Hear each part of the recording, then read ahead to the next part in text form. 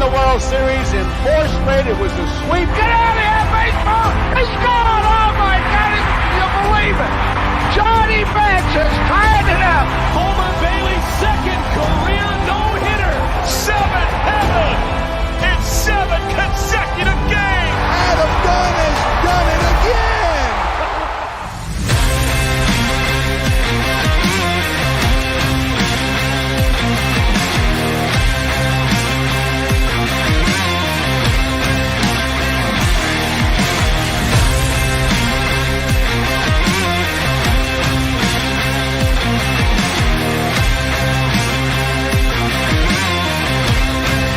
Hey, this is John Zadak, TV voice of the Cincinnati Reds, and you're up for Late Night Reds Talk. Hello, everybody. My name is Tim Daniel, and welcome to Late Night Reds Talk, the live show and podcast that loves the Cincinnati Reds, part of the BLEAV Network, presented as always by BetOnline. This show is live streamed on YouTube, Twitter, and Facebook, and the podcast version is always up the next morning. If you're watching tonight on YouTube, please take 2 seconds to hit the like button and subscribe to our channel. It really helps us to continue to grow the show. Before we get started, let's have my co-host Nick Kirby tell you about our partner BetOnline, who has the Bengals as 7-point favorites at home on Sunday against the Carolina Panthers. Basketball is back, and BetOnline remains your number one source for all your sports betting needs this season. You'll always find the latest odds, team matchup info, player news, and game trends at BetOnline. And as your continued source for all sports wagering information, BetOnline features live betting, free contests, and giveaways all season long. Always the fastest and easiest way to bet on all your favorite sports and events, whether that's NFL, NBA, NHL, MMA, tennis, boxing, or even golf. Head to betonline.ag to join and receive your 50% welcome bonus with your first deposit. Just make sure to use our promo code BLEAV, that is BLEAV, to receive your rewards. BetOnline is where the game starts. Perfect. So if you keep up with us on a regular basis, we did have a schedule change this week to go Friday night because of the rainout earlier in the week on the World Series. So Nick, we are kind of in the middle of a pretty wild World Series. I know my amount of games that I predicted is already out the window, but still have a chance for who I predicted to win it with picking Houston. Our guy Mo Egger being the lone Phillies prediction. Still a lot. Looked pretty good there after that 7 home run performance. Then what is a strange series? You know, you have like a 7 home run game by the Phillies. The next night, a no-hitter. And then last night you have a really, really competitive game. I thought for sure they were going to make a run at it in the 5th when Bryce Harper hits the double. And then it's just so wild that like we're at this point now where we feel like we've seen everything in this series and we still have at most 2 games left. Yeah, it feels like a lot of the games haven't really gone according to script. You've seen some good pitchers like Verlander in game 1 get shelled. And then the game the Phillies were, having to piece together, they pitched well. The Astros throw a no-hitter. Just, another random piece of the series. So, yeah, it's been interesting. Man, I wish the Phillies could have won one more to have the 3-2 lead going into Houston. Regardless of who you're rooting for, I think that gives you a much better chance of the series going 7. But, I mean, I don't think the Phillies are necessarily in a terrible spot. I mean, they got Zach Wheeler. Depends where he's at. I know there's been some concerns about him. Possibly with some fatigue. Maybe that's why they've not really pushed him in this World Series. But I mean, look, you got Zach Wheeler going, a guy that is a legit Cy Young candidate. You win that game, you're in a game 7, and anything can happen. The Astros lost a game 7 at home in the World Series in 2019. So that's true. They lost games 6 and 7 because the road team won every game in that series. That's right. That did happen. Yeah. So I mean, look, it's still possible. But yeah, we'll kind of see tomorrow. But yeah, just both lineups just don't feel very deep right now. It feels very like there's 3 or 4 guys that can do damage, and Phillies, man, after Harper, it's tough sailing. Yeah, I'm noticing that too. Like it's on Houston's end. Like after like Pena and Bregman, it's super like, and I know Gurriel was hitting 347 in the postseason, but it is kind of like a big drop off from there. Harper's been outstanding. He's just been super good. Do you kind of find it? I don't want to say full circle here, but the fact that in 2010 Roy Halladay pitches a no hitter as a Philly against the Reds in Game 1 of the NLDS, and then 12 years later, Dusty Baker's the manager of an Astros team that throws a no hitter against the Phillies in the World Series. Yeah, I will say it was, a great accomplishment. Obviously, it's only the second time it's ever happened to the World Series, but there is such a big difference in today's game in a combined no hitter, and like what Roy Halladay did to crush our hearts.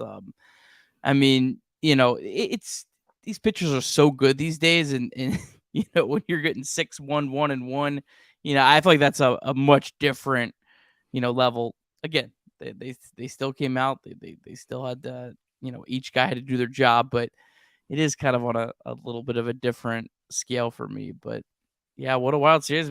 Dusty Baker one win away again from winning a World Series. I've shared my thoughts on kind of where I'm at with Dusty. If he wins, good for him. I'm not gonna, I'm not gonna be mad. If he loses, I'm not gonna be mad either. So, kind of is what it is at this point. I'm the same way. I do kind of know that history has a tendency to repeat itself. So the fact that he is coaching in a potential clinching game is really frightening for Astros fans. I have a lot of friends who are Astro fans. So, like, guys, I've been here before when it's like all you need is one more win and he's your manager. And so best of luck. But I do feel pretty good about them tomorrow at home with a chance to win it. The crowd's going to be awesome. The crowd in both stadiums has been fantastic. I think they've just been awesome. Yeah, that Phillies crowd, man, it's been electric. That's just an awesome atmosphere, and good for baseball. And it's been an entertaining series. It's even the games that haven't been like necessarily down to the wire or have a lot of lead changes or anything. They've been interesting. I feel like every game's been very interesting in its own for whatever it is. I know there's been some World Series in recent memory where, I don't know, the games just kind of all flow together and like there was some cool moments, but it kind of was. I feel like this has been a compelling series really from start to finish. So good for both of these teams for delivering that for baseball. Yeah, I agree, man. I definitely agree. But let's talk some Red stuff here. Oh, yeah. First off, how cool is it that we have people hanging with us on a Friday night? Like, you could be doing anything in the world, but you're like, I want to hang out with my guys, Tim and Nick. I wish Carlos was here with us to hang with us as well, but he's doing his thing tonight. So I appreciate everyone hanging out with us. This is really cool. Let's talk about our guy, Elly De La Cruz, shall we? Yeah, decent player. Yeah, feels like he's got some upside to him. Just a tad.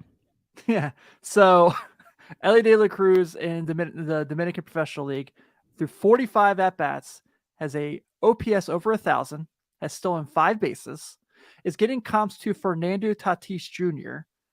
I would say that that's a pretty good player to be compared to, controversy aside. And looks like he might have a little possibility to be a star here in the future, maybe for this ball club. Yeah, I mean I tweeted out the other night, the entire storyline really for the Reds next season is when does this guy get called up? I mean, that's even you look back to like 2008, like that storyline was when is Jay Bruce going to call it up, and that was pretty much the whole season. And Jay Bruce didn't even end up becoming the best player on that team by a long shot. Had a nice career, good career. I think if anyone says he had a disappointing career, it's kind of being silly. But nonetheless, I mean, that was the story of the year, and he wasn't even the long-term story for the Reds. So it's just, when is he getting called up? And I think he's getting called up next year unless, he just has a really brutal start to the year. Or God forbid there's an injury or something like that. But he's coming quick. Do you see a circumstance? And I'm just going to throw this out there. So... No. Okay. All right. You knew where I was going, so. I don't see any way they're putting him on the opening day roster. That's there's exactly where I was a going. million reasons. I mean, the guy's never played in AAA. It Neither seems Jonathan like India.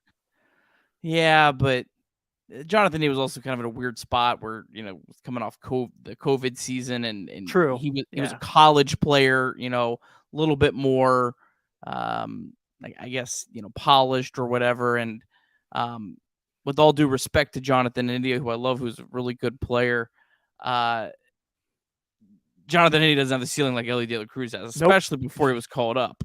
So the one thing the Reds have to get it right with him. You can't screw this up. And I'm not sure what the right time is. I don't.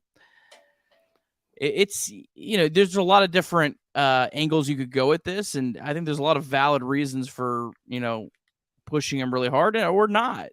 But this is a guy that has the potential to be a franchise changing player, a generational talent. Will he be? I don't know, but I was talking with someone the other day on this prospect with a higher ceiling since Elly De La Cruz, and I was like, yeah. I mean, Jay Bruce was like the top overall prospect in baseball, but he played right field. Right. Elly De La Cruz plays shortstop. If Elly De La Cruz hits the same as Jay Bruce, Elly De La Cruz is immensely more valuable just because of the position he plays and his speed. He can also maybe steal 50 bases in the big league. So I was like, man, I don't know, maybe Eric Davis.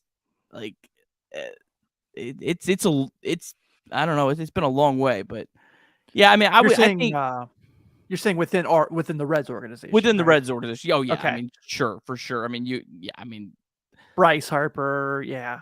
I mean, even like a guy like Julio Rodriguez, last year. I mean, yeah, I mean, but yeah, in the Reds organization, a guy with this high of a ceiling, I don't know, maybe since Eric Davis, but I probably would say my best guess right now, and there's got to be like a whole like psychology angle on this that I don't know. They got to evaluate that aspect of it to the best of their ability. But I don't know. Right now, I mean, I feel like if all goes well, I'd have him up in mid-May. That would be kind of mid-May, maybe beginning of June. That's kind of where I would be targeting to kind of give him a chance to really get his feet wet in AAA. Assuming he's dominating there, then that would probably be where I'm at. But there's a lot of factors to this, so I don't want to just pigeonhole it into saying this is the right way to do it, because that's right. Silly. Yeah. Specifically, if they're gonna when they do call him up, just make sure it's a home series. If it wants to be, I don't care if it's a weekend or not. Just have his first at bat at GABP for us, okay? Reds fans, we've earned this. We deserve this, okay? All right. Let's talk about some the prospects here. Noelvi Marte and Rhys Hines selected for the Arizona Fall League All-Star Game. Obviously a really cool honor for these guys. Rhys Hines is a guy we've read quite a bit about over the last few years as far as being a big power bat. And then Noelvi Marte coming over in the Luis Castillo trade was, kind of one of the bigger, actually the biggest prospect in that trade, I should say. Let's be fair here. Really cool for these guys. Obviously, a lot of promising news coming out of the offseason from the Reds prospects who are playing ball right now. Yeah, a lot of reasons for excitement with these guys, and really excited for this game on Sunday. I don't want to root for the Astros to win tomorrow, but I read today if the Astros win tomorrow, this game is at 4:00 televised on the MLB Network. But if they lose and there's a Game 7, it's only going to be on MLB.com because MLB Network is going to obviously want World Series Game 7 pregame coverage. Yeah. So, I mean, either way, I'll be watching this for sure, locked in. Can't wait to see Marte and some sort of full high definition playing baseball, and not this like tiny camera in the Arizona Fall League where you get like half the ball flight. So excited for a real broadcast with Marte for sure. And Hines has definitely opened some eyes, so excited to see him as well. Yeah, absolutely. I think it's going to be a lot of fun for them. So pretty cool to see that there. Should we talk about the Alexis Diaz conversation that came around? Yeah, I got a very unpopular opinion on that. Yeah, so I guess the Mets at the trade deadline tried to make a move for Alexis Diaz to team him up with his brother Edwin Diaz. Genius marketing. The Mets could have made so much money on T-shirts of the Diaz connection. But Andy Martino, the MLB insider, made the news that they should make another run at him. And so, what are your thoughts on that? Obviously everything's always dependent on what the return is. So, like, if the Mets are offering a mediocre prospect for Alexis Diaz, then no, you hang up the phone and say, no chance. But where the Reds are, we don't expect the Reds to be a bona fide contender next year. I always think when you're in that spot, if you have a reliever that you can get substantial value of, you got to capitalize on him. I think Alexis Diaz is 27 years old. He has a chance to be an absolutely elite. He'll be 27 next year, absolutely elite reliever, but he's also only proven 1 year. And some of his peripheral numbers say, maybe he's due for a little bit of regression. Still a good pitcher, but even his brother Edwin Diaz, I think people forget Edwin Diaz was awful a couple years ago. Like he kind of went through the whole reliever, volatile where he was like booed when he came out, and now he's the hottest pitcher in baseball. But relievers, they can be so fickle, and if you have a chance to get one of the Mets' top prospects back for a reliever, I think this is where you cash in. I think you always got to be looking to sell high, and I get Reds fans, I get that would be a tough sell, and that's feeding into the narrative that's been created by some folks out there. But I'm sorry, I'm all for it. I'm just for whatever move makes the franchise better. If that's keeping him, awesome. If it's you can get a package for him, great. But yeah, I think I don't necessarily think it's a terrible idea to have the conversation. You should always be looking to improve your team. I think that's the point we've made throughout the year on everybody, on Luis Castillo, on Jesse Winker. Obviously I want the Reds to be good. I want them to have the best players they can have. But if this is a move that's better for the franchise, and look at the thing we just kind of talked about just now with Noelvi Marte, we're not having that conversation without these trades. So I think they're on a good track of what they're acquiring from this. Yeah, I hate to be that guy, but look at TJ Antone, a guy that, man, could you imagine if someone told us at the beginning of 2019, the Reds should probably look to trade him at his highest value. Well, yeah, blows out his arm. He's out 2 years, and yeah, it's just, man, relievers. It's just such a crapshoot how long they can be effective. So I definitely think the Reds should continue to entertain offers, whether that makes people mad or not. I'm sorry. Yeah, the whole I'm just not going to buy tickets anymore. Okay, it's fine. We're not telling you to. What you do with your money is your business. But I get it. Really, and one last kind of thing on this is really the Reds should be looking at players. What's their value in 2024?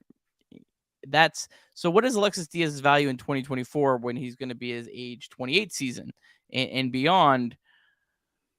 I don't know. That's where you kind of have to project it out and be looking to capitalize. So yeah, I agree. So let's see what happens, man. It's very possible this deal could be something that goes through here. Go ahead. Oh, it's real quick. Sydney asked about Aquino playing winter ball. Did have 2 home runs in a game this week, but that's been about the entire production for Mr. Aquino. He's had a pretty rough time. So interesting decision here in the upcoming days on Aquino. Interested to see what the Reds do. I don't know what they're going to do. I have no idea. I don't either. Yeah. I know he was he had that homer the other day, but wasn't he had an OPS of 560 there for a hot minute or something? He had 2 home runs and back-to-back at bats the other night. And that's it. That's his entire extra base hits. I think his OPS went from 400 to 600. That's Aquino. OPS is like 300-400. Oh, all of a sudden it's 600-700. Nice. Well, man, one of the cool things with the world kind of somewhat, I don't know if it ever will get back to normal per se, is we are getting some things that we love as Reds fans back. And one of those is Redsfest coming back first week of December, December 2nd and 3rd. And we are starting to get some confirmations of people who will be in attendance as far as major leaguers, alumni, and etc. So you see so far, Joey Votto is confirmed to be there. You got all the broadcast team hanging out, including our good friends, John Sadak, Andy Sabo, Chris Welsh. Cool to see them going to be hanging out. And a good amount of minor leaguers that you can be excited about. The Andrew Abbotts, the Jay Allens, Edwin Arroyo, Cam Collier. You can see the list here. But Redsfest is coming back. I know we're going to try to, at least at the minimum, go hang out and see everybody. So if you're there and you see us walking around, come say hi. But I'm stoked for this, man. I'm glad to see it's back. Yeah, man, it's been a long time, and Redsfest is a lot of fun. I'm hoping to get to take my kids at least for a little bit, get them to experience a little bit of it. And man, that's a lot of really good minor leaguers. And I don't know, maybe it's the same amount as before, but maybe just kind of now where we're at, I kind of know the names a little bit more. But that's I'm sure the Reds will have a lot more major league players announced as it gets closer. After we get past the non-tender deadline, there might be some announcements then. But you don't want to be you don't want to be announcing anyone and then have to be taking their name off. So I'm sure that's why there's just a Joey Votto, who's the only player that really probably is absolutely safe on the roster at this point. Yeah. Yeah, it's we talked about this about a month or so ago, but Billy Hamilton was non-tendered the first day of Redsfest, and I don't think they want to go through that again. Yeah. So there'll be some more names, but yeah, I mean, that's cool, and it's going to be a lot of fun. And yeah, I'm coming down for Redsfest instead of coming down for Thanksgiving. So there you go. You didn't have a slide for this, but I wanted to kind of point out. So they're starting to do the ticket packages and putting everything together, announcing promotions for the upcoming season. So I guess the Pick 6 package this year, where you get like an exclusive bobblehead. Did you see it's Hunter Green? Yeah, it's pretty cool. Looks like cool. It's like a big one too, isn't it? It's like a bigger size one or whatever. So yeah, there'll be some. I know you're big. There's gonna be some. You're fun a big bobblehead guy, so yeah, there's gonna be some really fun bobbleheads. I think coming up. Hopefully, Jake Fraley gets a bobblehead. He'd be a fun guy to have a bobblehead. Johnny Bench is getting a Funko. If Aquino makes it another year, I feel like Aquino deserves a bobblehead. Like like in the Willie Mo Pena spirit of bobbleheads. Shogo Akiyama got a bobblehead. If Shogo got it, if Shogo got a bobblehead, National League Player of the Month in August 2019 deserves a bobblehead. Come on now, let's go. Yeah, I'm excited for the Johnny Bench Funko Pop giveaway. That's a cool thing. I like that. I got the Eric Davis one. So that's one of my favorites. Yeah, there's a Sydney pointed out there's going to be a Hunter Green replica jersey giveaway one game this year. Nice. That's pretty cool. So I'm sure that's the angry fans saying like, this is just PR to get people to come to the stadium. Well, no shit, but come have fun. Yeah, they didn't do any promotions in like 2012. Like I don't right. 17 bobbleheads. They had a whole like series of bobbleheads, and one of the years the Reds won the division. Like I had them all. Yeah, I got it somewhere back there. Their heads are kind of tilted now, but they had a good run. Oh, so they announced Chase Heitkamp point. They announced Nick Lodolo and Jonathan India. So there you go. Awesome. That means that T. Steve's probably also coming, right? I would hope so. So. Yeah, because you got me the Joey Votto Star Wars one. Yeah, that's a pretty cool one. Yeah, big fan of that one. My Star Wars lightsaber hanging out right here. Old Tim. That's right.